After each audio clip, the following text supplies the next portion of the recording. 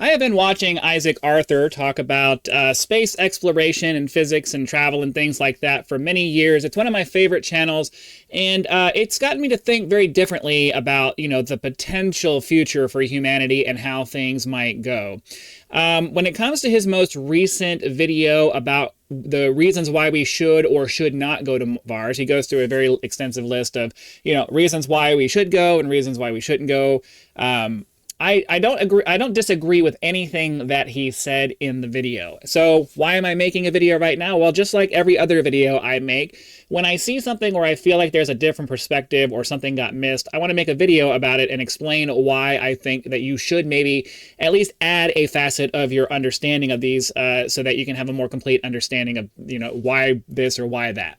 When it comes to potentially going to Mars, if you take a super pragmatic approach, it does not make any sense for us to go anytime in even the near future, because we just don't have the confidence in our technology to be able to go in a very safe way to, have a reasonably high chance, an extremely high chance that people are going to make it. And, while that is absolutely something important to consider, I think that when you're making a list of reasons to go versus reasons not to go, if you're just looking at the number of reasons to go versus the number of reasons to not go and not putting any weight on any of those things and how important they are, you're kind of missing the point. I think that taking a super pragmatic approach to space exploration isn't necessarily a good idea. I think that when you look at the theories of evolution and the theories of how life got started, and, Isaac Arthur himself talks about things like great filters, where you have this long list of things that have to happen before human life before biological life at all can even start and evolution can happen and you can start to have societies and things like that. And it's just this long list of I think he did a long list of 100 things back in the day on one of his videos. And some of those things count for 10 or 100 items all on their own because they're just so unlikely to happen that, they're just, they account for way more of the reason why we don't see species out there. So when you're looking at a list of reasons why we should or should not do something, yeah, make a list, but you also have to kind of put the appropriate weight on things. So what am I talking about right now? Yeah, you can take the pragmatic approach and say that, yeah, we need to establish a base on the moon first and go through all of these steps and try to do this and try to do that. And yeah, that's the smart way to do it. But at the same time, human beings don't run on pragmatism alone. Human beings run on, having a desire and a drive to go do something. And a big part of that is just the inspiration of the things that we want to accomplish and then actually accomplishing them. When you have a dream that you want to go for, there needs to be meaningful progress towards that dream. And that dream needs to be moving in a direction that makes you feel like you're going to get there in a time that is satisfying to you.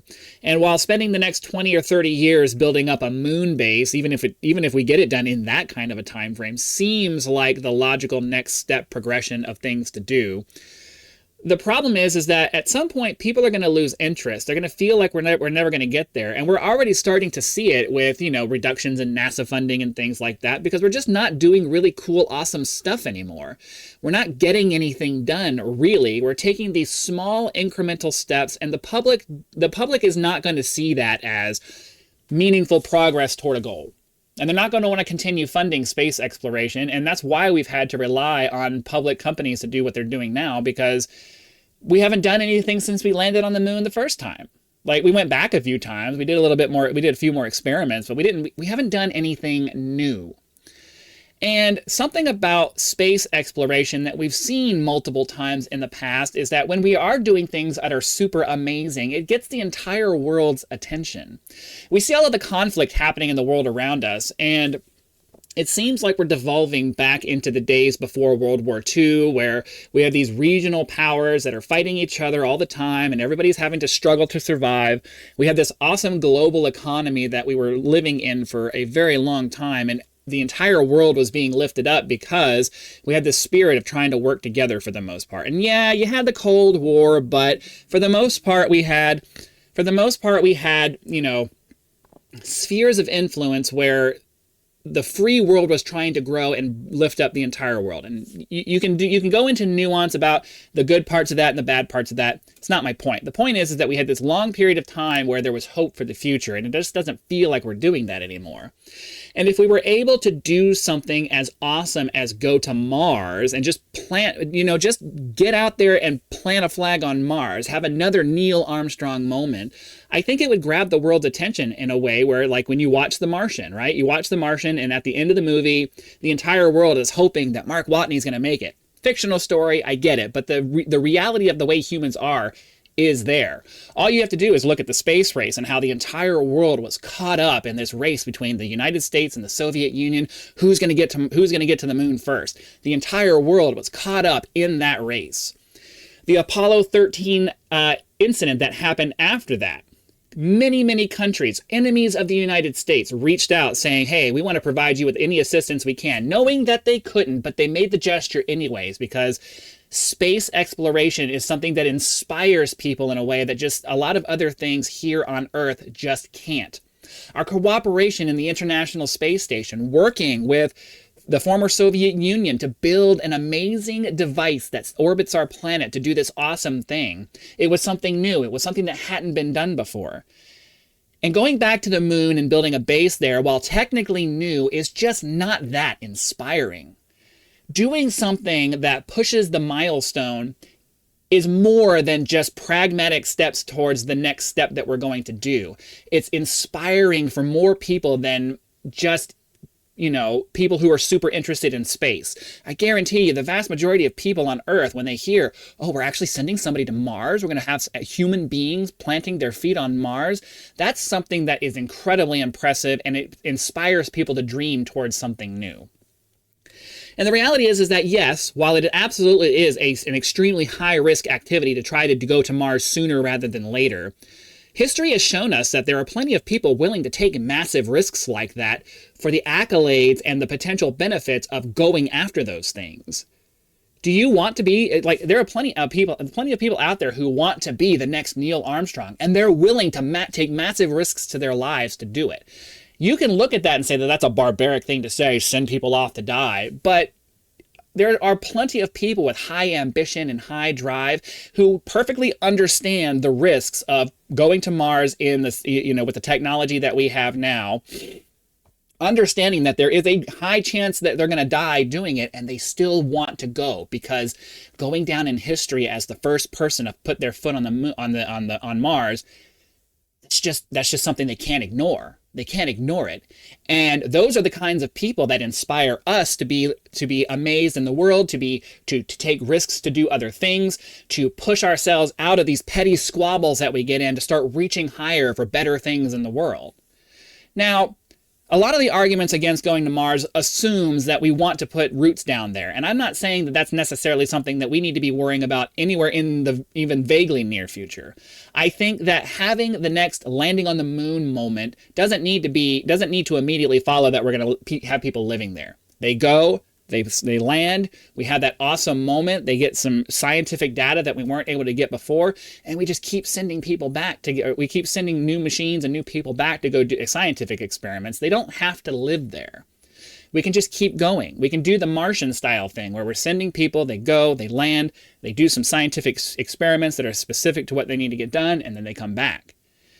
We don't know what the implications of long-term low gravity are, and planning on trying to set up a base there obviously doesn't make any sense. But at some point, we are going to get to the point where we want to start exploiting resources from Mars, and that is where the pragmatic, slow-rolling, let's try to make sure that everything is safe approach is going to be. Because we can set up orbital stations, like if we find out that human beings need 1G to be able to survive on a long-term basis, we can send stations that rotate at 1G, and we can send robots down to the planet to do the works, and every once in a while we have to go down to maintain them or whatever. There is something to be said for the idea that there is a reason why human beings are going to want to physically go themselves. We can send probes already, but there's very little that's super inspiring about that. There's a story that you get when a person decides to take massive risks to go do something completely amazing, and then they succeed.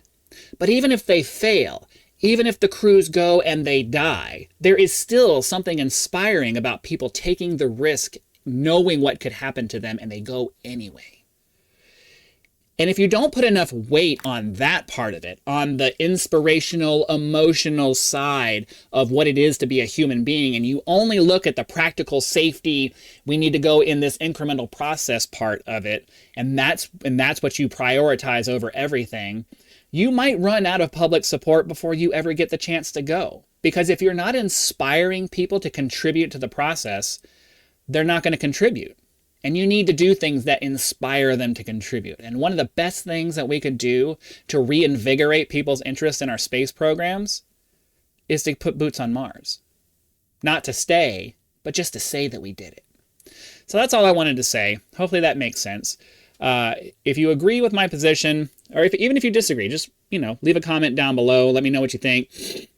I think that it's important to think about not just the list of things, reasons why and reasons not to. It's to place the proper weights on things. And I think too many people who are in the space community don't place enough weight to the idea that human inspiration and human accomplishment is more important than just the safety and all of the logistical things that we think about. The logistical and safety things are important, and we need to do what we can to make it as safe as possible.